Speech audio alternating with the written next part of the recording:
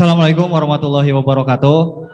Baik, yang tadi sudah dibicarakan panjang lebar mungkin ya mengenai apa itu namanya mungkin introspeksi tadi ya, yang sedikit saya dapatkan pembelajarannya dari bahasanya Ahmad yang lebih ke arah introspeksi diri. Karena memang ini juga yang saya rasakan seperti itu ya. Karena mengingat di waktu Pesona Kahuripan 3 tahap 1 mungkin seperti itu ya, sempat mengalami yang namanya menjalani kehidupan sehari-hari atau aktivitas sehari-hari ini berasa lebih santai, enjoy, seperti itu kan ya. Karena apa? Karena memang pada saat waktu Pesona Kahuripan 3 tahap pertama itu sering digaungkan yang namanya selalu tersenyum, selalu berdamai dengan keadaan, kayak gitu. Sehingga kita menjalani aktivitas sehari-hari itu begitu terasa nyaman, santai, sehingga daya energinya pun masuk ke diri kita, energi positifnya terutama seperti itu ya.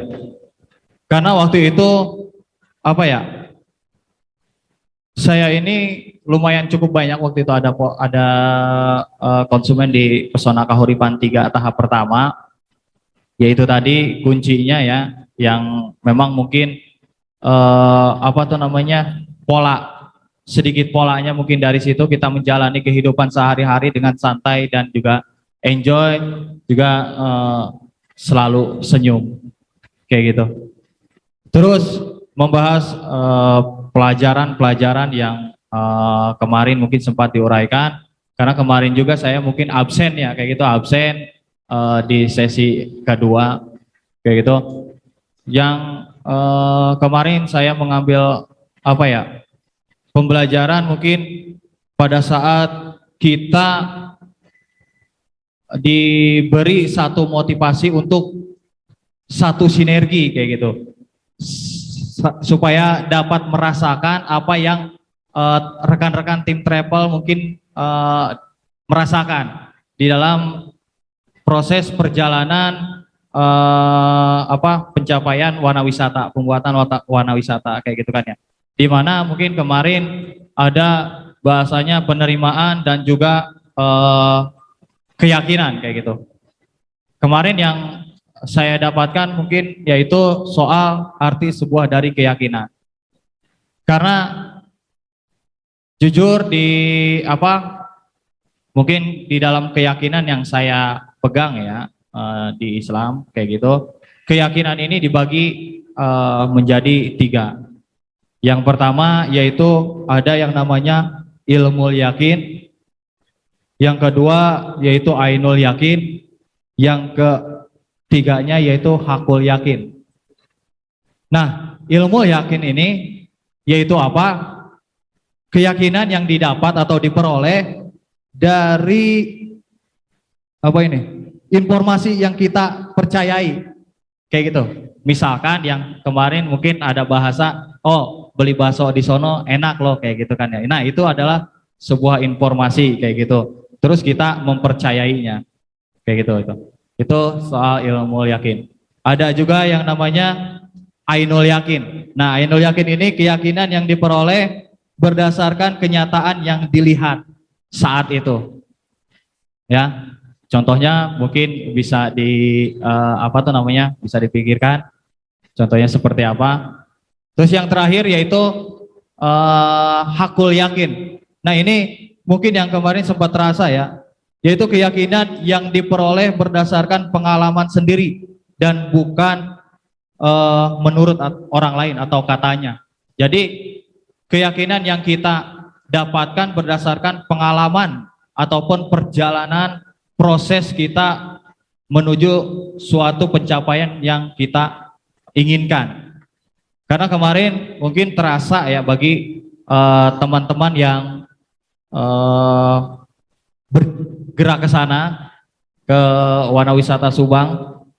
Di sana mungkin memang banyak sekali kemudahan-kemudahan yang memang tidak tidak terpikirkan, kayak banyak-banyak kemudahan terus juga hal lain yang memang tidak terpikirkan sama sekali oleh rekan-rekan kita yang berangkat ke sana. Kayak gitu. Itulah salah satu kuasa Tuhan juga, bahwa kalau misalkan kita memang sudah lekat, mempunyai keyakinan yang teguh, yang tinggi, kayak gitu kan ya, sehingga tidak ada yang mustahil bagi Tuhan untuk memberikannya. Baik itu mungkin diberikannya melalui perantara orang lain ataupun yang ada di sekitarnya. Seperti itu. Terus mengingat perjalanan juga sudah proses saat ini, saya juga banyak introspeksi diri, mungkin ya banyak sekali hal-hal atau kekurangan-kekurangan yang masih saya rasakan, kayak gitu. Terutama di dalam menggali potensi-potensi diri kita, karena yaitu kunci proses pengembangan diri kita adalah mengenal diri sendiri, ya, lebih mengarah ke dalam, kayak gitu, introspeksi. Jadi jangan terlalu menilai keluar, karena gini, ya kita sifatnya manusia mungkin ya, kalau misalkan berbicara keluar kita lebih leluasa ataupun ceplas-ceplos lah istilahnya. Sedangkan untuk menilai atau berkomentar tentang diri sendiri, kita seakan-akan terkunci mulutnya ataupun yaitu tidak bisa sama sekali, kayak kan ya. Terus dengan kita mengenal diri sendiri, seseorang itu pasti mengetahui apa yang mesti jadi tujuan hidupnya. Nah, di sini kita juga perlu tahu, kayak gitu kan, tujuan kita diciptakan di mana, di muka bumi ini. Terus kita juga harus mempunyai tujuan hidup, dan salah satu pencapaiannya itu dengan cara mengenali diri sendiri, sehingga kemampuan dan bakat-bakatnya serta bagaimana tahu menggunakannya dan dalam mencapai tujuan tersebut, seperti itu ya. Karena kalau di sini ibaratnya Maya, kalau bisa dibilang sih waktu itu bukan hanya sekedar kita kumpul-kumpul atau sharing. Kalau saya mengibaratkan dulu itu, kalau revolusi mental ini salah satu dari bagian ngaji diri, lebih ke arah ke dalam. Karena kita ini sebagai manusia harus selalu melakukan perubahan, intinya melakukan perubahan dari awalnya yang memang kita memiliki kekurangan-kekurangan yang harus kita kikis sehingga menjadi pribadi yang lebih baik lagi. Salah satunya contohnya mungkin saya dulu ini tidak bisa nih berbicara di depan, kayak gitu kan ya, grogi atau bagaimana, ditambah lagi sekarang duduk di depan lagi, kayak gitu, itu beda lagi hawanya dibandingkan dengan duduk di sana. Jadi mau gimana lagi, ini adalah salah satu peluang saya dan saya terima, kayak gitu kan ya. Karena ini pun tidak saya sadari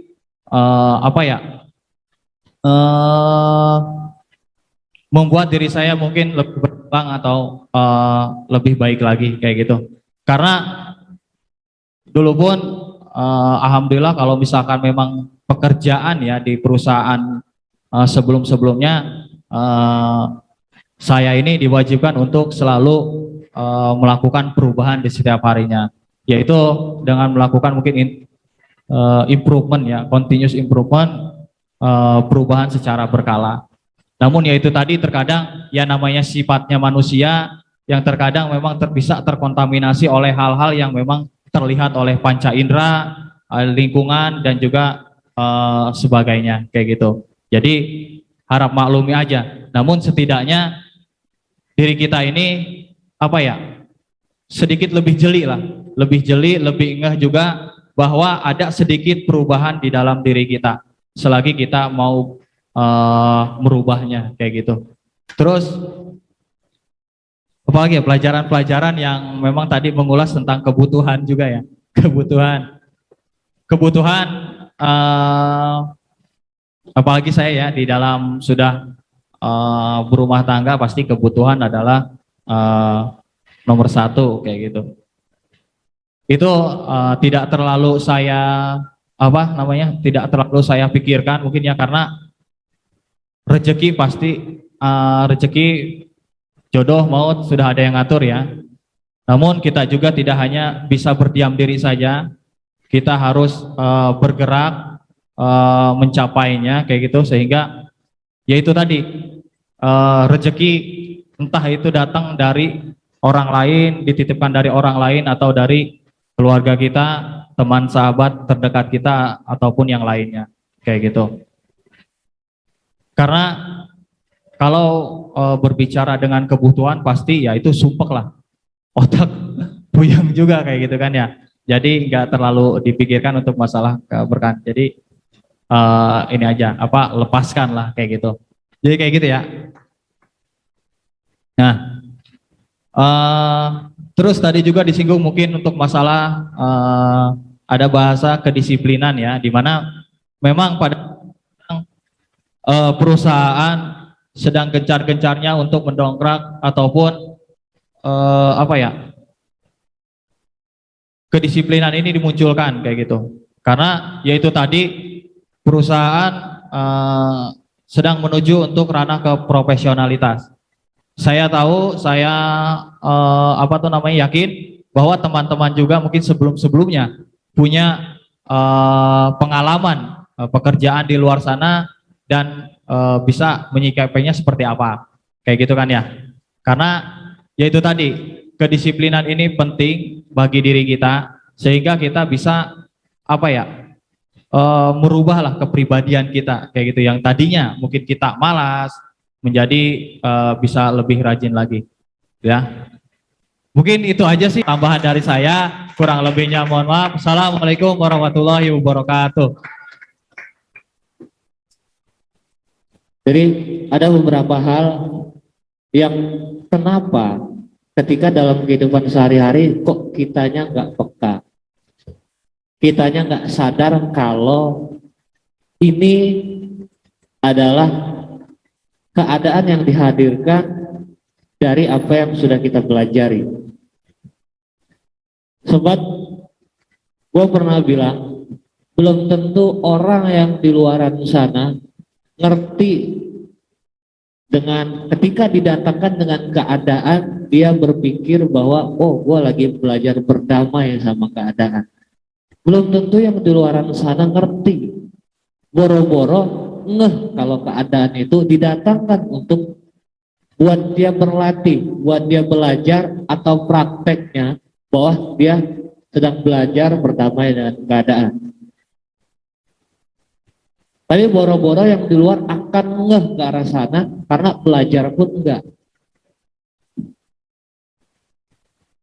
Artinya jadi pertanyaan besar ketika kita yang belajar, kita yang setiap minggu dapatkan pelajaran dan bahkan setiap harinya dikasih pelajaran, tetapi kita nggak ngeh dalam setiap keadaan yang didatangkan sama Tuhan dalam kehidupan kita, kitanya nggak peka, nggak sadar bahwa itu adalah sesuatu, itu adalah hal atau keadaan yang ditakdirkan atau dihadirkan ke dalam kehidupan kita karena kita belajar. Kita belajar tentang berdamai, datang suatu keadaan yang sulit. Kalau pada saat itu kita yang nggak ngeh, nggak peka, nggak sadar kalau keadaan itu didatangkan karena kita belajar. Ini yang gue bilang di minggu kemarin adalah kita cuma sekedar ngumpulin teori, kita nggak praktek, kita nggak peka akhirnya kepada keadaan-keadaan yang bahkan di minggu lalu gue bilang bahkan dengan bebek ngambang sekalipun kita nggak ngeh. Cukup jadi suatu hal yang wah keberuntungan, cukup menjadi wah untung gua ada di sini, untung gua di kantor ini, oh untung gua datang. Cuma sebatas itu, tanpa adanya pelajaran, tanpa adanya kesadaran, tanpa adanya kepekaan bahwa kenapa si bebek ngambang bisa mampir ke gua. Kenapa seperti itu? Karena kita hanya sekedar datang, sekedar ikut, sekedar meramaikan dalam acara-acara yang di sanalah tempatnya ilmu, dalam acara revolusi mental. Kita nggak ngeh kalau bebek ngambang itu adalah sesuatu yang luar biasa. Karena tadi kita cuma sekedar ngumpulin teorinya aja, tanpa pernah praktek dengan apapun yang kita pelajari, sehingga kepekaan dari dalam hati kita nggak ada. Tidak muncul kesadaran akan hal itu. Oh, contoh kita belajar misalkan menahan emosi, sering disampaikan. Oh, belajar sabar, damai, menerima keadaan. Cuma pertanyaannya adalah, apakah kita ngeh? Apakah kita sadar bahwa keadaan yang datang dalam kehidupan kita adalah untuk menguji kita dari hal atau ilmu yang kita pelajari?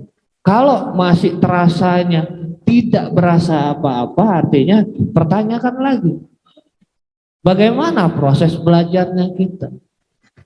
Apakah balik lagi cuma sekedar ngumpulin teori? Apa kita benar-benar punya rasa di dalam belajar tadi? Karena kita belajar, kita akan mulai sedikit demi sedikit merasakan keadaan apapun yang dihadirkan dalam kehidupan kita, ada sesuatu, ada ilmu, ada pelajaran di sana yang secara nggak sadar mungkin kita sudah dengan sendirinya mengetahui bahwa oh, ternyata gue sedang belajar ke arah sini sehingga didatangkan keadaan ini, atau gue sedang belajar menerima sehingga oh, ternyata seperti ini, sampai pada titik minimal seperti yang disampaikan sama ibu kemarin, dari sepanjang perjalanannya membuka warna wisata, kalau kita di posisi itu belum tentu kita akan melihat pelajaran yang luar biasa. Ketika didatangkan kemarin ceritanya sampai ke Curug Cijalu terakhir, orang sudah semua pesimis, kita akan berhenti di sana. Sampai ketika, oh, nanti ketemu Pak Hendra katanya. Tapi pada kenyataannya Pak Hendranya tidak bisa ditemui. Logikanya otak kita akan tunggu sampai berapa hari ke depan untuk ketemu sama Pak Hendra. Kita nggak baca keadaan itu sebagai sesuatu. Karena apa? Pekanya nggak ada. Dan tidak sampai pada detik ini warna wisatanya. Anggaplah warna wisata ini hal yang lain. Tapi koreksi yang ke dalam diri kita, betapa banyak hal yang terlewatkan setiap harinya tanpa kita peka, tanpa kita ngeh. Bahkan kasarnya ketika disampaikan tentang kesempatan, disampaikan tentang peluang, itu pun tidak terlihat. Kenapa? Pertanyakan lagi, selama ini saya belajar seperti apa? Ya, karena kita pernah belajar, ada peluang mana saja, peluang di mana-mana, tapi kita nggak lihat kalau itu sebagai peluang. Kenapa? Karena nggak ada kesadaran di dalam hati kita, nggak ada kepekaan. Kenapa nggak ada? Karena balik lagi, kita belajarnya seperti apa? Serius pengen melakukan perubahan atau cuma sekedar ngumpulin teori dan cuma sekedar jadi yang pelengkap keramaian? Karena akan sayang, benar-benar sayang, karena kita akan tertinggal sangat jauh dari teman-teman yang benar-benar merasapi apa yang dipelajari tadi. Karena secara pribadi gue pun merasakan banyak banget pelajaran yang disampaikan. Dari mulai berbagi, damai, damai pun menjadi luas sampai sekarang bahasanya menerima. Menerima pun jadi lebih luas lagi, menerima yang seperti apa. Peluang, kesempatan, percaya diri, dan semua hal-hal yang disampaikan dalam acara revolusi mental ini, kalau dibukuin, itu akan jadi arsip-arsip yang luar biasa banyaknya. Cuma karena tidak ada rasa ketika kita ikut acara itu. Sehingga yang disampaikan tahun kemarin rasanya hilang, lupa. Disampaikan minggu kemarin bahkan nggak ngerti kemarin ngomong apa, dan disampaikan hari ini besok hilang. Berapa sering kita ketika dimotivasi semangat, ketika lepas dari acara itu balik lagi. Berapa sering kita diingatin setiap minggunya, tapi setiap minggu juga kita mengulang hal yang sama. Berapa sering kita disampaikan hal-hal positif, tetapi tetap negatif dalam diri kita.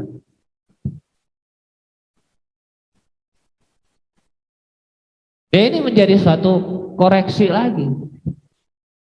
Bukan masalah salahnya gua apa ya, sehingga kok gua begini, gua begitu. Karena udah pasti ada yang salah. Artinya dari sekarang sampai ke depannya jangan sia-siakan kesempatan. Ya. Ketika kalian bergabung mengikuti setiap pelajaran yang disampaikan, jadilah orang nomor 1 yang mempraktekkan. Ya, karena mungkin memang setiap kita disampaikan sesuatu banyak banget halnya yang disampaikan, tapi minimal dari sebanyak yang disampaikan di hari itu ada beberapa hal atau satu hal yang bisa kita praktekkan. Karena praktek itulah yang akan menentukan level kita, yang nantinya akan menambah kapasitas diri kita, dan nantinya akan membawa diri kita kepada perubahan, yang nantinya akan membuat kita semakin sadar dan peka. Seberapa sering kalimat segala sesuatu diizinkan sama Tuhan kita dengar, seberapa sering, tapi nyangkut nggak ke dalam kehidupan kita kalimat itu? Kalau kita menganggap sesuatu yang biasa-biasa aja, sesuatu yang luar biasa cuma sekadar keberuntungan, tidak ada kalimat yang tadi nyangkut ke dalam kehidupan kita, yang selama ini kita cuma sekedar ngedengar.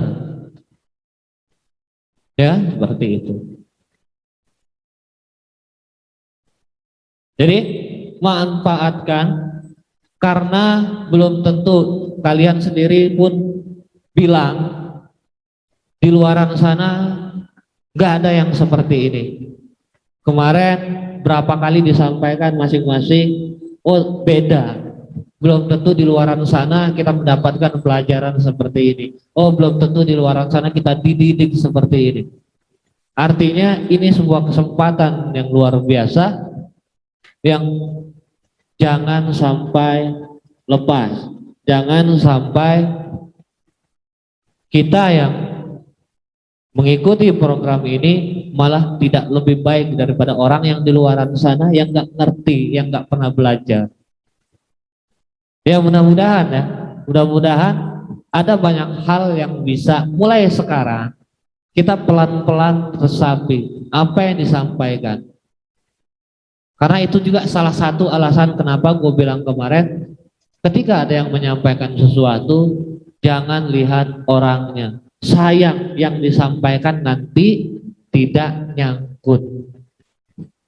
Ya, siapapun siapapun yang menyampaikan, baik dalam acara ini ataupun di luar dari acara ini, tangkap, simak, ambil poinnya, yang baiknya. Karena kita semua udah besar, sudah gede, kita pun sudah ngerti mana yang baik, mana yang buruk. Ya, nggak mungkin kita nggak ngerti, gua nggak percaya. Karena kita udah bisa mikir banyak hal baik yang bisa kita petik dari setiap pelajaran yang disampaikan. Jadi next ke depan lebih resapi lagi, lebih bawa lagi rasa kita, baik dalam apapun, dalam belajar, dalam keseharian, sehingga kita bisa mendapatkan benar-benar suatu momen bahwa oh ternyata beginilah rasanya ketika gue mempraktekkan, begini rasanya ketika gue merasa ada perubahan di dalam diri gue. Jadi inilah yang gue bilang tadi, ketika kita mengikuti setiap pelajaran itu dengan rasa, kita praktekkan sedikit demi sedikit apa yang kita pelajari, sampai pada titik kesadaran kita akan tumbuh, kepekaan kita akan benar-benar peka terhadap apapun yang didatangkan Tuhan dalam kehidupan kita. Sehingga ini akan menciptakan rasa syukur yang luar biasa. Rasa syukur yang alhamdulillah gue berada di sini, gue mengikuti pelajaran-pelajaran yang disampaikan selama ini, sehingga akhirnya kita pun merasakan bahwa banyak perubahan dalam diri kita, banyak hal-hal hebat yang sudah kita lalui, yang kita sendiri mungkin nggak percaya kita sampai di titik ini, sampai di titik dimana kita kalau masih dengan keadaan yang dulu, kalau masih dengan pola pikir yang dulu, belum tentu kita sampai sejauh ini. Kita selalu optimis. Kenapa? Setiap yang baru datang, ini pun meyakinkan kita lagi bahwa dengan bertambahnya karyawan, dengan bertambah orang-orang baru masuk ini akan penuh nih perusahaan. Akan penuh. Sehingga dengan penuhnya kita perlu wadah yang lebih besar lagi. Ketika dapatkan wadah yang lebih besar lagi, ini akan terus ngalir airnya ke orang-orangnya. Karyawan-karyawannya akan terus bertambah. Sehingga wadah ini akan penuh juga nantinya, dan kita akan dipercayakan untuk wadah yang lebih besar lagi. Kalau secara perusahaan yang startup, perusahaan yang masih kecil tadi disampaikan sama Ibu, kalau bahasa bayi mah baru sampai ngerangkak mungkin, atau mungkin baru mau mulai jalan kali ya, 1,5 tahun secara produktifnya. Tapi secara startup ini kita bisa melakukan hal yang luar biasa. Mungkin kalau di luaran sana yang hanya sekedar hitung-hitungan matematika yang dipakai, tanpa ada dasar ilmu kehidupan di dalamnya, tentu 1-2 orang aja yang dibayar, 1-2 orang aja yang digaji, sisanya mah freelance. Karena gue yakin dengan 3 orang aja untuk pemberkasan udah cukup. Kalau secara hitung-hitungannya, mau unitnya berapa ribu sekalipun akan dimaksimalkan dengan 3 orang misalkan. Karena tadi menghemat kos, menghemat biaya operasional dan gaji. Untuk marketing tidak ada marketing yang digaji, dialihkan semuanya ke freelance. Karena di luaran sana pun gua rasa nggak tahu deh, kayaknya nggak ada yang namanya marketing digaji juga, tapi mendapatkan bonus fee, komisi. Biasanya marketing cuma berkutat dengan hitungan komisi aja. Cukup dengan hal seperti itu, agent properti dan agent travel akan jalan. Kalau hanya sekedar hitung-hitungan matematika tadi. Apakah akan besar? Tergantung. Apakah akan cepat perjalanannya sampai sekarang kita ke arah bukaan cabang? Tergantung juga. Karena pada saat ini sekalipun kita sedang berencana untuk buka warna wisata tanpa modal. Secara hitungan matematikanya belum Kita belum punya keberanian untuk buka cabang. Secara hitungan matematika lagi, tidak akan pernah keluar bahasa untuk manajer cabang akan dikasih gajinya atau bagi hasilnya di 30%. Ya. Kalau secara normalnya kita mendirikan perusahaan dan kita ingin kejar profit di sana. Tapi tidak. Dengan adanya sistem yang kita buat, kita pelajari dari ilmu kehidupan yang disampaikan sama guru-guru kita mulai mempraktekkan satu demi satu, menerima orang satu demi satu. Tentunya di awal ibu juga sering bilang ada rasa, bisa nggak sih, bisa mampu nggak sih, agak ragu, ada, itu manusiawi. Tapi ketika kita sadar bahwa oh ini sedang praktek, oh ini adalah ujian, bahwa benar nggak sih lo kemarin bilang pengen menerima lowongan tanpa lihat latar pendidikan. Seperti apa itu? Ini datang nih orang, ini dikasih, didatangkan orang. Apakah lo terima, apakah lo tolak? Kalau misalkan pada saat itu, oh belum siap kita, nggak akan sebanyak ini orang kita. Dan belum tentu kita berada di ruko sekarang.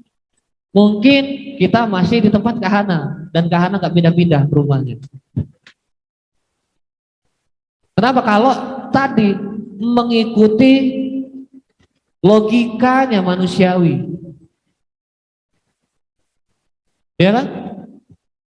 Menurut logikanya kita, oh kayaknya nggak mungkin, dah nanti aja dulu deh, belum saatnya.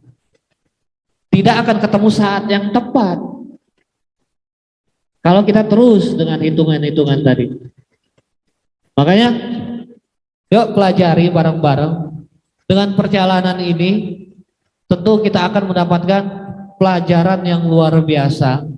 Tapi balik lagi, kita akan ketemu praktek-praktek, keadaan-keadaan yang menguji kita. Benar nggak sih kemarin ketika kita bilang pengen belajar sabar? Benar nggak sih ketika kita kemarin bilang pengen belajar berdamai sama keadaan?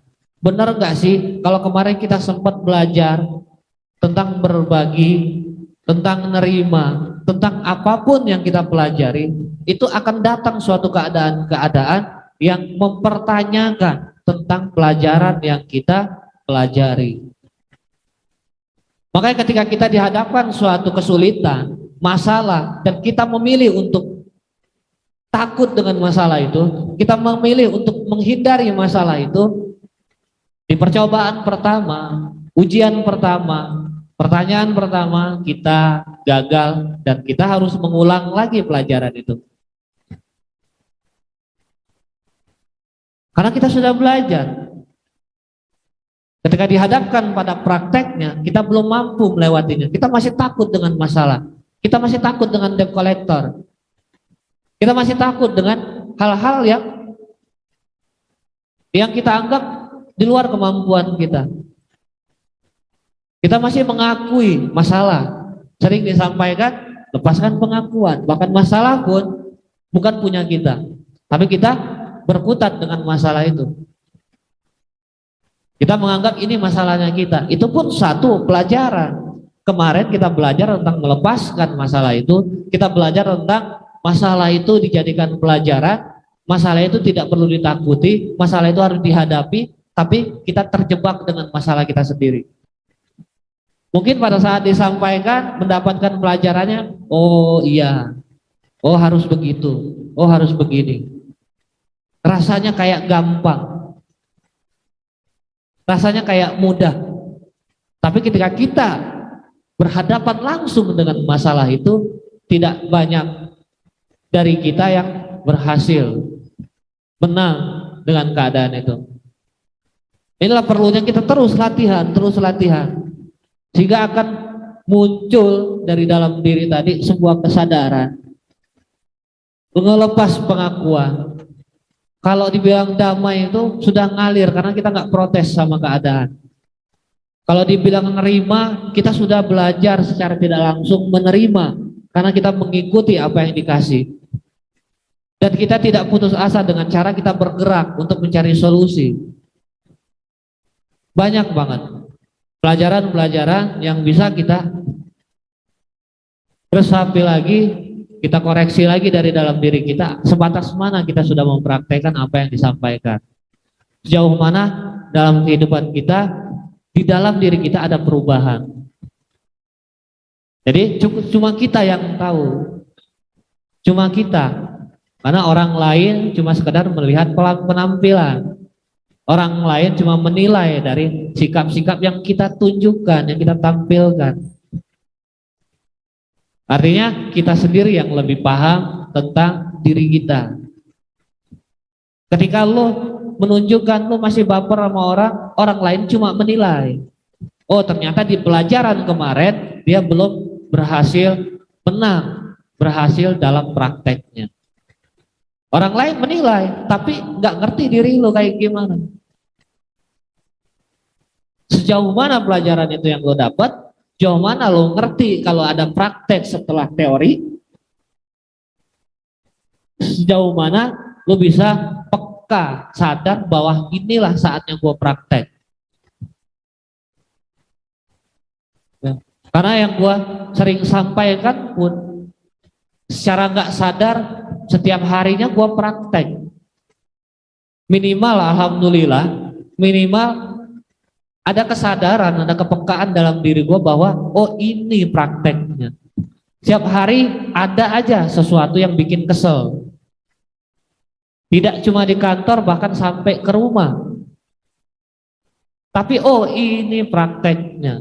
Kemarin lo ngomong gimana nih caranya biar nggak kesel, atau lo ngomong cuma pengen belajar sabar, pengen belajar nerima. Ini prakteknya. Banyak hal yang datang tuh ada yang ngeselin. Jujur aja. Sampai di rumah sekalipun kadang-kadang ada sesuatu yang bikin emosi. Tetapi tergantung ketika kita ada kesadaran di sana, tergantung di dalam hati kita apakah kita keluarkan dengan amarah atau kita keluarkan dengan hal yang lain. Karena tadi ada level. Kita mulai sadar, oh kita marah, kita kesel. Sehingga ketika kesel tidak muncul cacian di sana. Ketika marah tidak muncul caci, maki. Tetapi menanggapinya dengan hal sebaliknya. Ini kalau gua keluarkan bagus atau tidak? Kalau gua diamkan bagus atau tidak? Sehingga dalam setiap hari akan terasa, oh ini praktek, kemarin gua belajar ini, oh ini praktek. Ketika ujung-ujung ada yang datang, bro, ada duit gak? Ini praktek. Orang yayasan datang ke rumah, nih Pak minta sumbangan dan segala macam, oh ini praktek. Ketika di jalan mau ke kantor pemasaran ada ecrek-ecrekan di pinggir jalan, oh ini praktek. Setiap hari, setiap keadaan apapun kita akan terpekakan ke arah sana. Oh ada konsumen ujung-ujung ngomong tidak punya janjian, tapi gini, oh jelas-jelas ini konsumen situ. Praktek.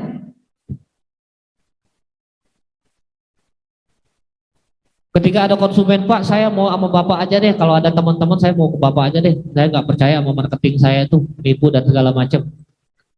Praktek. Ketika lo dihadapkan dengan keadaan itu, lo sedang praktek. Praktek apa? Banyak hal yang lo pelajarin di belakang. Kenapa? Kita akan peka ke arah sana. Kita akan sadar ke arah sana. Bahkan kasarnya ketika ada yang ngeselin, oh kenapa gua kecewa? Karena si A tidak sesuai dengan keinginan gua. Itu unsur-unsur kekecewaan itu. Keadaan tidak sesuai dengan keinginan kita. Orang tidak sesuai dengan keinginan kita. Inilah unsur-unsur kekecewaan itu. Ketika kita dihadapkan pada situasi itu, oh praktek. Kita praktek. Kemarin teori, sekarang praktek. Ya. Tapi ketika kita nggak ngeh kalau itu sedang praktek atau kalau itu adalah prakteknya dari kita belajar teori, nah inilah yang gue bilang Jangan-jangan selama ini kita kayak di sekolah itu kita nggak ngedengerin guru ngejelasin, ya kan? Jangan-jangan ketika dikasih tugas nyuruh temen ngerjain. Jangan-jangan ketika sedang dalam pelajaran kita malah bahas yang lain. Sehingga pada saat ujian prakteknya kita nggak ngerti pemanasan seperti apa, nggak ngerti. Ya itulah ibaratnya. Artinya inilah sekolah yang lebih luas lagi, sekolah tentang kehidupan. Sehingga prakteknya adalah pada setiap hari dalam kehidupan kita. Kita akan menemukan, kita akan menyadari akan hal itu, bahwa kita akan praktek terus, sehingga inilah yang akan membuat perubahan-perubahan baru dalam diri kita. Dan mudah-mudahan dengan kita bisa melakukan itu, kita pun akan menuju kepada kepribadian atau pribadi yang lebih baik, dan niat kita untuk melakukan pembenahan diri bisa tercapai di sana. Mudah-mudahan banyak hal yang bisa kita praktekkan mulai besok. Sekian, mungkin untuk revolusi mental malam ini kita cukupkan saja di sini karena sudah jam 9. Jadi saya ingatkan lagi, sayang ketika kita sudah belajar kita nggak ngeh bahwa dalam kehidupan itulah kita akan prakteknya. Kalau selama ini kita belajar, kita mendapatkan teori, kita tidak ngeh dalam setiap harinya bahwa ada ujian praktek di sana. Jadi jangan sampai kita melewatkan hal itu. Belajarlah dengan sungguh-sungguh, resapi apa yang disampaikan, sehingga kita cuma tidak sekedar menjadi orang yang sekedar mengumpulkan teori doang. Enggak cuma sekedar jadi pendengar, tidak cuma sekedar menjadi penonton. Jadilah pemeran di sana, praktekkan setiap yang dipelajari. Mudah-mudahan ini akan menjadi tambahan terbaik atau membuat diri kita menjadi lebih baik ke depannya. Sekian, kita tutup revolusi mental malam ini. Mohon maaf kalau ada salah-salah kata, kurang lebih. Kita tutup. Wassalamualaikum warahmatullahi wabarakatuh.